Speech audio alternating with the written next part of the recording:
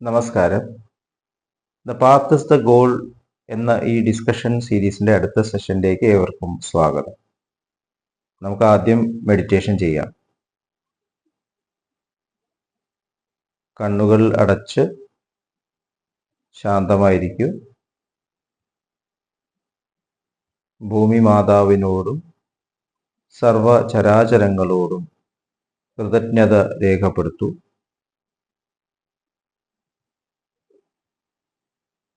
ഭൂമി മാതാവിൽ നിന്നുമുള്ള healing energy കാൽ വിരലുകളിലൂടെ, കാൽപാദങ്ങളിലൂടെ ശരീരം മുഴുവൻ വ്യാപിക്കുന്നതായി അനുഭവിക്കൂ.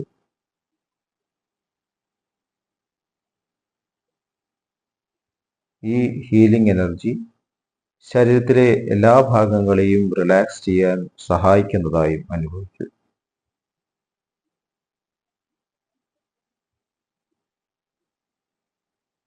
ഇപ്പോൾ ശരീരം പൂർണ്ണമായും റിലാക്സ്ഡ് ആയി. ശ്വാസം ദീർഘമായി ഉള്ളിലേക്ക് എടുക്കുമ്പോൾ സ്നേഹം ഹൃദയത്തിൽ നിറയുന്നതായി അനുഭവിക്കൂ. ശ്വാസം പുറത്തേക്ക് വിടുമ്പോൾ സ്നേഹം പ്രപഞ്ചം മുഴുവൻ വ്യാപിക്കുന്നതായി അനുഭവിക്കൂ. ഹൃദയത്തിൽ കുടികൊള്ളുന്ന സ്നേഹത്തിന്റെ സ്രോതസ്സിൽ നിന്നും ഉദ്ഭവിക്കുന്ന ദിവ്യപ്രകാശം മനസ്സിനെ ആകർഷിക്കുന്നതായി അനുഭവിക്കൂ. ആ ദിവ്യപ്രകാശത്തിൽ കുറച്ചു നേരം ധ്യാനത്തിലിരിക്കാം. മനസ്സിൽ ചിന്തകൾ വരുന്നുണ്ടെങ്കിൽ മൃദുവായി അവയെ അവഗണിക്കുക. ദിവ്യപ്രകാശത്തിൽ ധ്യാനം തുടരുക. Please start meditation.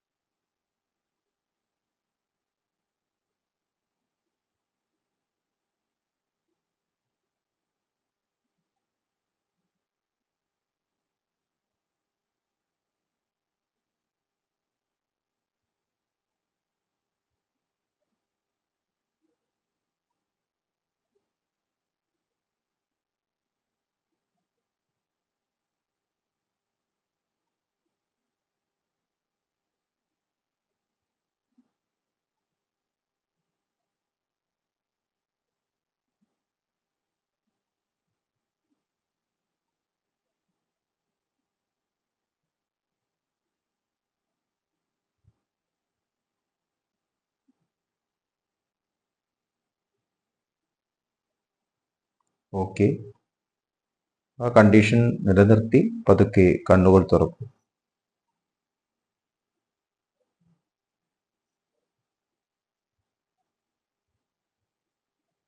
എല്ലാവരെയും വീണ്ടും ഹാർട്ട്ഫുൾനെസ് സഹജമാർഗ് സിസ്റ്റത്തിലേക്ക് സ്വാഗതം ചെയ്യുന്നു.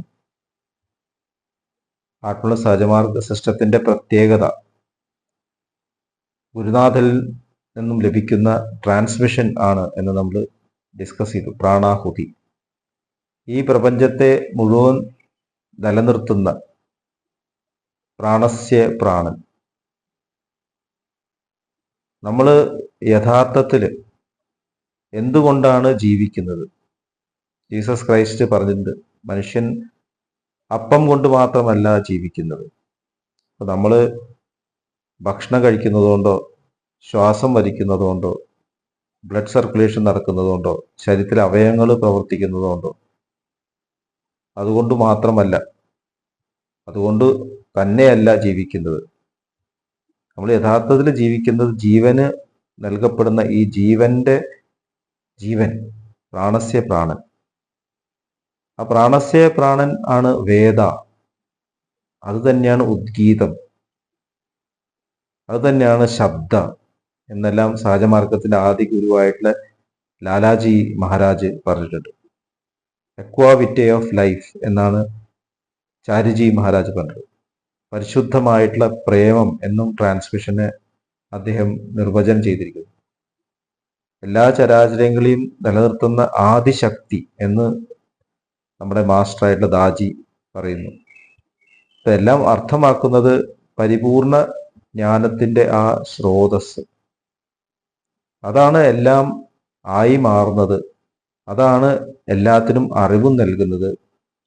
ഓരോ ജീവിത ഘട്ടത്തിലൂടെ കടന്നു പോകുമ്പോൾ അനുഭവങ്ങൾ നൽകുന്നത്, അനുഭവങ്ങൾ അനുഭവിക്കാനുള്ള ശക്തി നൽകുന്നത്, ആ അനുഭവങ്ങളിലൂടെ ട്രാൻസെൻഡ് ചെയ്തിട്ട് അതിൽ തന്നെ നിലകൊള്ളാൻ, ആ പൂർണ്ണ അറിവിൽ തന്നെ നിലകൊള്ളാൻ സാധിക്കുകയാണെങ്കിൽ നമ്മുടെ ജീവിതത്തിന്റെ യാത്ര അതിന്റെ പൂർണ്ണതയിലെത്തി. യഥാർത്ഥ അറിവ് പ്രാണസ്യ പ്രാണൻ. യഥാർത്ഥത്തിൽ അത് മാത്രം മതി. നമുക്ക് വേറെ എന്തൊക്കെയോ വേണം എന്നുള്ള ആ തോന്നലാണ് നമുക്ക് പല ശരീരങ്ങളിലൂടെയും കടന്നു പോകാൻ ഉള്ള കാരണമായി മാറിയത്. അതിൽ തന്നെ നിലകൊള്ളുക, ഉള്ളതിൽ സന്തോഷിക്കുക എന്നുള്ള ഒരു പദം, ഒരു സെന്റൻസ് നമ്മൾ കേട്ടിട്ടുണ്ട്, എപ്പോഴും കേൾക്കാറുണ്ട്. ഉള്ളതിൽ സന്തോഷിക്കുക, ലാളിത്യം, സിമ്പിൾ, സിംപ്ലിസിറ്റി. യഥാർത്ഥത്തിൽ സിംപ്ലിസിറ്റി എന്ന് പറയുമ്പോൾ ഉള്ളതിൽ സന്തോഷിക്കുക, ഉള്ളതിൽ തന്നെ നിലനിൽക്കുക എന്നുള്ളതാണ്. എന്താണ് ലാളിത്യം? നമ്മൾ പല രീതികളിലും അതിനെ മനസ്സിലാക്കാറുണ്ട്. ഡ്രസ്സിലുള്ള ലാളിത്യം, ജീവിതത്തിലുള്ള ലാളിത്യം, ഭക്ഷണത്തിലുള്ള ലാളിത്യം, സൗകര്യങ്ങളിൽ, ജീവിത സൗകര്യങ്ങളിലുള്ള ലാളിത്യം. അപ്പൊ ലാളിത്യത്തിന് പല അർത്ഥങ്ങളും നമ്മൾ കൊടുക്കുന്നു. ഒരു ഉദാഹരണം പറയാം. സമ്പന്നനായിട്ടുള്ള ഒരു വ്യക്തി തൻ്റെ സമ്പാദ്യം മുഴുവൻ ബാങ്ക് ലോക്കറിൽ നിക്ഷേപിച്ചിട്ട് അല്ലെങ്കിൽ ഷെയർ മാർക്കറ്റിലെല്ലാം വിട്ട് പ്രത്യക്ഷത്തിൽ ഒരു ദരിദ്രനായിട്ട് ജീവിക്കുകയാണെങ്കിൽ ഡ്രസ്സിൽ യാതൊരു വിധത്തിലുള്ള ഷോ ഇല്ല, വളരെ വളരെ പിശുക്കിയിട്ടാണ് ജീവിക്കുന്നത്. അങ്ങനെ ഒരാൾ ലളിതനാണോ? ആർക്കും ഒന്നും കൊടുക്കില്ല, ആരെയും സഹായിക്കില്ല. അങ്ങനെ ഒരാൾ ലളിതനാണോ? പ്രത്യക്ഷത്തിൽ നമ്മൾ പലരെയും കാണാൻ വളരെ ലളിതനായിട്ട് മനുഷ്യൻ എന്ന് വിചാരിക്കും. അതുപോലെ തന്നെ ഒരുപാട് അറിവുള്ള മനുഷ്യൻ, പുസ്തകങ്ങൾ വായിച്ചിട്ടും ജീവിതാനുഭവങ്ങളുമുള്ള ഒരു മനുഷ്യൻ, പക്ഷെ ആരുമായിട്ടും ഒന്നും ഷെയർ ചെയ്യില്ല. എന്തെങ്കിലും ലഭിച്ചാൽ മാത്രമേ പറഞ്ഞു കൊടുക്കുള്ളൂ. ഒരു പ്രഭാഷണം നടത്തണം എന്ന് പറയുകയാണ്, എനിക്ക് എന്താണ് കിട്ടുക, എനിക്ക് അല്ലെങ്കിൽ എൻ്റെ സംഘടനയ്ക്ക്, അത് തീരുമാനിച്ചിട്ട് വേണം നമ്മൾ ജ്ഞാനം നൽകാനായിട്ട്. അപ്പൊ ജ്ഞാനത്തിന് ഒരു വില കൊടുക്കുക. വിദ്യാധനം സർവധനാത് പ്രധാനം എന്ന് നമ്മൾ കേട്ടു. വിദ്യ നൽകുന്നത് ആണ് ഏറ്റവും വലിയ നമ്മൾ ചെയ്യേണ്ട ഷെയറിങ്. എൻ്റെ അച്ഛൻ ടീച്ചറായിരുന്നു. അച്ഛൻ പറയാറുണ്ടായിരുന്നു, വിദ്യക്ക് വില പറയാൻ പറ്റില്ല. നമ്മൾ വിദ്യ നൽകുക, അപ്പൊ അതിന് അനുസരിച്ചിട്ടുള്ള ജീവിതത്തിനുള്ള ആവശ്യങ്ങൾ നമ്മൾ നിറവേറ്റപ്പെടും. പണ്ട് കാലത്തൊക്കെ ബ്രാഹ്മണൻ എന്ന പദത്തിന്റെ അർത്ഥം ബ്രഹ്മജ്ഞനായിട്ടുള്ള ആള്, യഥാർത്ഥത്തിലെ പൂർണ്ണത ദർശിച്ച ആള്. നമ്മൾ ആദ്യം പറഞ്ഞ പോലെ ആ പൂർണ്ണ ജ്ഞാനത്തിൽ മാത്രം നിലകൊള്ളുന്ന ആള്, മരണത്തെ ട്രാൻസെൻഡ് ചെയ്ത ആള്, മരണഭയത്തെ ട്രാൻസെൻഡ് ചെയ്ത ആള്. കാരണം മരിക്കില്ല എന്നുള്ള ബോധം, അമരത്വ ബോധം വന്നു. ശരിക്ക് അമരത്വത്തിലേക്ക് നമ്മൾ നയിക്കരുത്. നമുക്ക് അമരത്വ ബോധം വരികയാണ്, ഞാൻ മരിക്കില്ല, ഈ ശരീരം നഷ്ടപ്പെട്ടാലും ഇനിയും ഈ ശരീരം നിർമ്മിക്കാനുള്ള അറിവ് എൻ്റെ ഉള്ളിൽ തന്നെയുണ്ട്. എനിക്ക് പ്രാണസ്യ പ്രാണൻ നൽകിക്കൊണ്ടേയിരിക്കുന്നു. എത്രയോ ശരീരങ്ങൾ ഞാൻ നിർമ്മിക്കുന്നു. ഒരു ഭ്രൂണമായിട്ടുള്ള അമ്മയുടെ ഗർഭപാത്രത്തിൽ നിന്ന് കിടന്നിന്ന് നമ്മൾ ഈ ശരീരം മുഴുവൻ നിർമ്മിച്ചു. ഈ ശരീരം പ്രായമാകുമ്പോഴും അതിനെ പ്രവർത്തിപ്പിക്കുന്നു. ഇനി ഈ ശരീരം വിട്ടുപോയാലും ഇനിയും ശരീരങ്ങൾ നിർമ്മിക്കാൻ പറ്റും എന്നത് തന്നെ ഒരു തെളിവ് തന്നെയാണ്. അപ്പൊ ആരാണ് ഈ ശരീരം ഉണ്ടാക്കിയത്? ഭക്ഷണമാണോ? പോഷകാഹാരങ്ങളാണോ?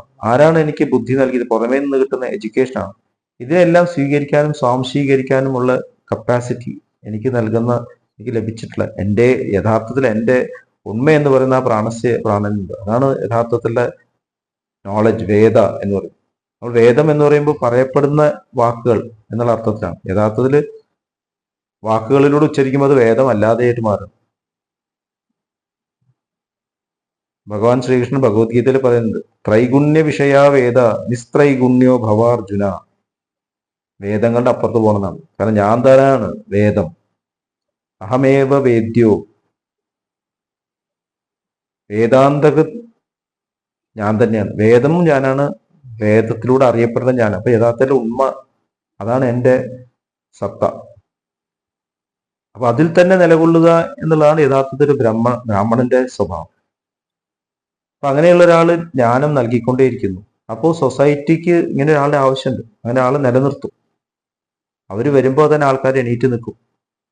അവരുടെ പാദസ്പർശം കൊണ്ട് പവിത്രമായി എൻ്റെ വീട്, എൻ്റെ രാജ്യം എന്ന് ആൾക്കാർ കരുതും.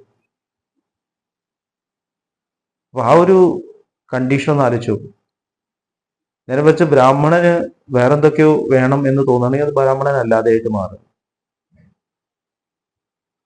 അപ്പൊ അങ്ങനെയുള്ള ഒരു അറിവുള്ള ഒരു വ്യക്തി നൽകിക്കൊണ്ടേയിരിക്കുന്നു. ഒരിക്കലും വില പറയില്ല. സൊസൈറ്റിയുടെ ആവശ്യമാവും ഇങ്ങനെ ഒരാളെ നിലനിർത്തുന്നു. അപ്പൊ അങ്ങനെ ആള് സിമ്പിൾ ആണോ? അറിവ് നൽകുമ്പോൾ അതിന് വില പറയുന്ന ആള് സിമ്പിൾ ആണോ? ഡ്രസ്സിൽ ചിലപ്പോൾ സിംപ്ലിസിറ്റി കാണിക്കുന്നുണ്ടാവാം, ചിലപ്പോൾ പ്രത്യക്ഷത്തിൽ ഹ്യൂമിലിറ്റി കാണിക്കുന്നുണ്ടാവാം, എന്ത് പറയുമ്പോഴും ഈശ്വരനാമങ്ങൾ എടുക്കുന്നുണ്ടാവും. പക്ഷെ പെരുമാറ്റത്തിൽ, ജീവിത രീതിയിൽ സിംപ്ലിസിറ്റി ഉണ്ടോ? അപ്പൊ സിംപ്ലിസിറ്റി എന്ന് പറയുന്നത് എന്താണ്? ബാബുജി മഹാരാജ്, സഹജമാർഗ ഗുരുനാഥനായിട്ട് ബാബുജി മഹാരാജ് പറഞ്ഞത് it is as it is എന്നാണ്. അത് അതിൽ തന്നെ നിലകൊള്ളുന്നു. അതിന് വേറൊന്നും ആവശ്യമില്ല നിലകൊള്ളാൻ. വേറെ എല്ലാം അതിൽ ഡിപ്പെൻഡന്റ് ആയിരിക്കും. ഒരു ഉദാഹരണം പറയാം. ഓറഞ്ചിനെസ് ഒരു ഗ്രോസ് ആയിട്ട് ഉദാഹരണമാണ്. ആ ഓറഞ്ചിന്റെ ടേസ്റ്റ് ഇല്ലെങ്കിൽ പിന്നെ ഓറഞ്ച് ഒരു വെറും ചണ്ടിയാണ്. അതിന് ആ ഓറഞ്ചിനെസ്, ആ ക്വാളിറ്റി നൽകുന്നത്, അതാണ് അതിന്റെ എസെൻസ്. അതുപോലെ തന്നെ നമ്മുടെ ജീവിതത്തിന് എസെൻസ് നൽകുന്ന ആ ജീവന്റെ ജീവനാണ്. അതിൽ തന്നെ നിലകൊള്ളാൻ നമുക്ക് സാധിക്കണം. അപ്പൊ അങ്ങനെയുള്ള ഒരു വ്യക്തി എന്തായിരിക്കും? എല്ലാം എനിക്ക് ലഭിച്ചുകൊണ്ടിരിക്കുന്നു എന്ന് തിരിച്ചറിയുന്നു. ഒരു ഒഴുകുന്ന ഒരു പുഴയെ പോലെ, എല്ലാം പാസ് ചെയ്യുന്ന ഒരു മീഡിയം പോലെ ആയിട്ട് മാറും. ബാബുജി മഹാരാജ് പറയാറുണ്ട്, നമ്മുടെ പറമ്പിലൂടെ ഒരു തോട് ഒഴുകുന്നുണ്ടെങ്കിൽ ആവശ്യത്തിന് വെള്ളം എടുക്കൂ. ആവശ്യത്തിന്. ബാബുജി മഹാരാജ് എപ്പോഴും ആഗ്രഹങ്ങളെയും ആവശ്യങ്ങളെയും, വാണ്ട്സ് ആൻഡ് നീഡ്സ് സെപ്പറേറ്റ് ചെയ്തു. ആവശ്യത്തിന് എടുക്കുക, ബാക്കി ഒഴുകട്ടെ, ബാക്കിയുള്ളവർക്ക് ഉപയോഗിക്കേണ്ടതാണ്. അതുപോലെ എന്നെ നിലനിർത്തേണ്ട അറിവ് എനിക്ക് ലഭിച്ചുകൊണ്ടേയിരിക്കുന്നു, ബാക്കി എന്നിൽ കൂടെ ഫ്ലോ ചെയ്യട്ടെ. എനിക്ക് വേണ്ട ധനം എനിക്കുണ്ട്, അത് എന്നെ നിലനിർത്തിക്കോളും. ബാക്കി എല്ലാവരെയും ഉപയോഗത്തിന് വേണ്ടി ഷെയർ ചെയ്യും. അപ്പോൾ അത് ക്രമേണ ക്രമേണ ക്രമേണ ഷെയർ ചെയ്തിട്ട് അതിൽ തന്നെ ഡിപ്പെൻഡൻ്റ് ആയി മാറും. അതാണ് സിംപ്ലിസിറ്റി എന്നത്. ഒന്നും നമ്മുടെ മുകളിൽ ഒട്ടിപ്പിടിക്കുന്നില്ല എന്ന് ഭഗവാൻ പറഞ്ഞു. ഒരു താമരയുടെ ഇല പോലെ ആവണമെന്ന്. താമരയില വെള്ളത്തിൽ കിടക്കുമ്പോൾ ആ വെള്ളം താമരയിലെ നനയ്ക്കില്ല. അതുപോലെ സിമ്പിൾ ആയിട്ടുള്ള ഒരു വ്യക്തി ജീവിതത്തിൽ ജീവിക്കുമ്പോൾ ഇവിടെയുള്ള ഒരു കാര്യം പുള്ളിനെ വീഴ്ത്തില്ല. ഒരുമാതിരി ഒന്നും വല്ലാണ്ട് എക്സ്ട്രസിയിലേക്ക് എത്തിക്കില്ല. എല്ലാം അനുഭവിക്കുന്നു, വേണ്ടത് ചെയ്യുന്നു, അത് കഴിഞ്ഞ് ലോകത്തു നിന്നും കടന്നു പോകുന്നു. ചാരിജി മഹാരാജ് ഒരു കഥ പറയാറുണ്ടായിരുന്നു, ഒരു ആട്ടിടയന്റെ കഥ. അപ്പൊ ആട്ടിടയൻ വളരെ വിവേകബോധമുള്ള ഒരാളായിരുന്നു. അപ്പൊ ആ നാട്ടിലെ രാജാവിന് ഇദ്ദേഹത്തിന് ഇഷ്ടമായി. രാജ്യത്തിന്റെ രാജകൊട്ടാരത്തിൽ കൊണ്ടുവരികയാണ്. ക്രമേണ ക്രമേണ അദ്ദേഹം മന്ത്രിയായിട്ട് മാറി, പ്രധാനമന്ത്രിയായിട്ട് മാറി. അപ്പൊ മറ്റുള്ളവർക്കൊക്കെ അസൂയയും, ഇയാളെ എങ്ങനെയും പുറത്താക്കണം. അപ്പൊ രാജാവിനോട് ഗോസിപ്പ് ചെയ്യാൻ തുടങ്ങും. ഈ മനുഷ്യൻ തട്ടിപ്പിൽ പൈസ ഉണ്ടാക്കേണ്ടത് അങ്ങ് വിചാരിക്കുന്ന പോലെയല്ല. അപ്പൊ ഇദ്ദേഹത്തിന് വേറൊരു വലിയൊരു മാൻഷൻ തന്നെ, ഒരു മാളിക തന്നെ ഉണ്ടാക്കി കൊടുത്തിട്ടുണ്ട്. അപ്പൊ രാജാവ് ഗതി കെട്ടിട്ട് അവസാനം ഇദ്ദേഹത്തിന്റെ വീട് ഇൻസ്പെക്ട് ചെയ്യാൻ പോകും. അപ്പൊ വീട് ഇൻസ്പെക്ട് ചെയ്യുമ്പോൾ ഒന്നും കാണുന്നില്ല. അവസാനം ഒരു മുറി ഉണ്ട്, ആ മുറി ലോക്ക് ചെയ്തിട്ടിരിക്കുകയാണ്. അത് തുറക്കാൻ രാജാവ് പറയുമ്പോൾ ഈ മന്ത്രി, അതായത് ആട്ടിടയൻ മന്ത്രി ആയിട്ടുള്ള ആള്, അയാൾ പറയാണ്, രാജാവെ അത് തുറക്കരുത്, അത് തുറന്നാൽ അങ്ങ് പശ്ചാത്തപിക്കും. അപ്പൊ മറ്റുള്ളവരൊക്കെ പറയും അതിലാണ് നിധി സൂക്ഷിച്ചിരിക്കുന്നത്, അത് തുറക്കണം അങ്ങുന്നേന്ന് പറയും. നിർബന്ധപൂർവ്വം ആ മുറി തുറന്നു. അത് തുറന്നപ്പോ അവിടെ കണ്ടത് എന്താണ്? ആട്ടിടയൻ ആയിട്ട് ഇദ്ദേഹം ഉപയോഗിച്ചിരുന്ന ആ ഒരു കോട്ട്, ഒരു വടി, ഒരു തൊപ്പി, ചെരുപ്പ്, ഇത്രയേ ഉള്ളൂ. അപ്പൊ രാജാവ് ചോദിക്കും ഇതെന്താന്ന് ചോദിക്കും. അപ്പൊ പറയും ഞാൻ എല്ലാ ദിവസവും ഇവിടെ വന്നിട്ട് ഞാൻ ഇതെല്ലാം കണ്ടിട്ട് സ്വയം മനസ്സിലാക്കും, ഞാൻ യഥാർത്ഥത്തിൽ ആട്ടിടയൻ തന്നെയാണ്. ഇത് വെറും താൽക്കാലികമായിട്ടുള്ള ഒരു ജോലി മാത്രമാണ്. എനിക്കിപ്പോൾ അത് മനസ്സിലായി. അങ്ങ് പ്രധാനമന്ത്രിയായിട്ട് വേറെ ആരെങ്കിലും നോക്കിക്കോളും, ഞാൻ പോവുകയാണെന്ന് പറഞ്ഞ് ഇദ്ദേഹം ഒന്ന് ആ ഡ്രസ്സ് എടുത്തിട്ട് അങ്ങോട്ട് പോവുകയാണ്. അതാണ് സിംപ്ലിസിറ്റി പറയുന്നത്. നമുക്ക് ഒരു കണ്ടീഷൻ വേറൊരു കണ്ടീഷനിലേക്ക് മാറണം എന്നുണ്ടെങ്കിൽ നമുക്ക് ഒരുപാട് സാധനങ്ങൾ ആവശ്യമാണ്. കാരണം എനിക്ക് എല്ലാം നൽകപ്പെട്ടിരിക്കുന്നു. ഞാൻ സെൽഫ് കണ്ടന്റ്മെന്റ് പറയുന്നതാണ്. അങ്ങനെ ഒരു വ്യക്തിത്വം നമ്മുടെ മുൻ പ്രധാനമന്ത്രിയായിട്ടുള്ള ഗുൽസാരിലാൽ നന്ദയെ പറ്റി ഇത് കേട്ടിട്ടുണ്ട്. അദ്ദേഹം 2 പ്രാവശ്യം ചെറിയ പീരീഡിലാണെങ്കിൽ പ്രധാനമന്ത്രിയായിരുന്നു, വലിയ ഗാന്ധിയനായിരുന്നു. അദ്ദേഹം മന്ത്രിസ്ഥാനത്ത് നിന്ന് പോരുമ്പോൾ 2 ദിവസത്തെ കഴിഞ്ഞിട്ട് പ്രധാനമന്ത്രി സ്ഥാനം മാറേണ്ടി വന്നു. അദ്ദേഹത്തിന്റെ കയ്യിൽ ഒരു ബ്രീഫ് കേസ് മാത്രമേ ഉള്ളൂ, വേറെ ഒന്നുമില്ല അദ്ദേഹത്തിന്റെ കയ്യിൽ. അദ്ദേഹത്തെ പറ്റി പിന്നീട് അറിയുന്ന അദ്ദേഹം വാടക വീട്ടിൽ താമസിച്ചിരുന്നു എന്നൊക്കെയാണ് കേട്ടത്. വളരെ വിഷമങ്ങൾ അനുഭവിച്ചിരുന്നു എന്നും പിന്നത്തെ പ്രധാനമന്ത്രി ഇത് മനസ്സിലാക്കി, എന്നിട്ട് അത് ഒത്തുതീർപ്പാക്കേണ്ടി വന്നു എന്നൊക്കെ കേട്ടിട്ടുണ്ട്. ഇതാണ് simplicity, depending on the essence. ഈശ്വരനിൽ തന്നെ നമ്മൾ പൂർണ്ണമായിട്ടും ഡിപ്പെൻഡ് ആവുമ്പോൾ, സമർപ്പിതമാകുമ്പോൾ മാത്രമേ നമ്മൾ യഥാർത്ഥത്തിൽ സിമ്പിൾ ആവുന്നുള്ളൂ. ഇതേക്കുറിച്ച് കൂടുതൽ ഇൻട്രോസ്പെക്റ്റീവ് നമുക്ക് അടുത്ത സെഷനിൽ വീണ്ടും കണ്ടുമുട്ടാം. നന്ദി, നമസ്കാരം.